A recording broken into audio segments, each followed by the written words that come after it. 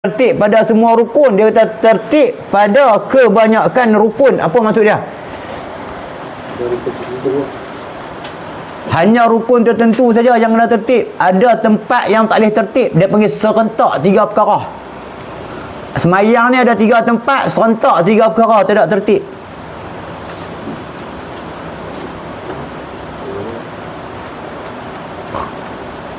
No? Ada 3 tempat kena serentak tak boleh tertib. Tertib ada dulu kemudian kan? Ada semayang ada 3 tempat serentak kena buat.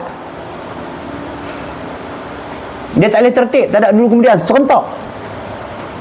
Siapa tertib di situ batal semayang.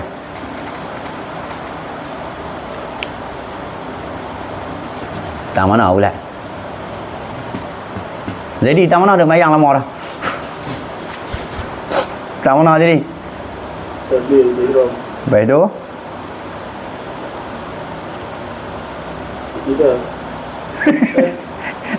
Dia tu itu ihram dengan tidak tertib. Dia serentak. Nampak tak? Kau tak nak terlintas benda ni. Dah lintas tak? Tak nak lintas baik. Tang mana? Tang berdiri betul. Tang berdiri betul tu juga kena apa? Niat. Tang berdiri betul, rukun fi'li. Niat, rukun qalbi. Lafaz satu ihram, rukun qawli. Serentak orang tu. Ni saya berdiri ni. Saya berdiri ni, rukun fi'li perbuatan. Kan? Nampak tak? Saya lafaz Allahu Akbar, rukun qawli, tempat ni juga saya duduk, tempat saya berdiri ni juga. Dan hati niat apa saat ni? Niat nak sembahyang kan? Tempat tu juga tak? Ni kata ada tempat sembahyang yang serentak, dia tak boleh tertib. Tahu ni? Hal lain semua ikut tertib. Kan? Turutan. Hak ni dak serentak. Pada bab ni kalau tak serentak batal sembahyang.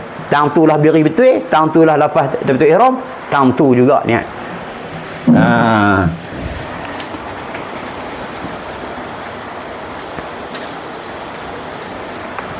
Tu dia kata tertib pada kebanyakan rukun.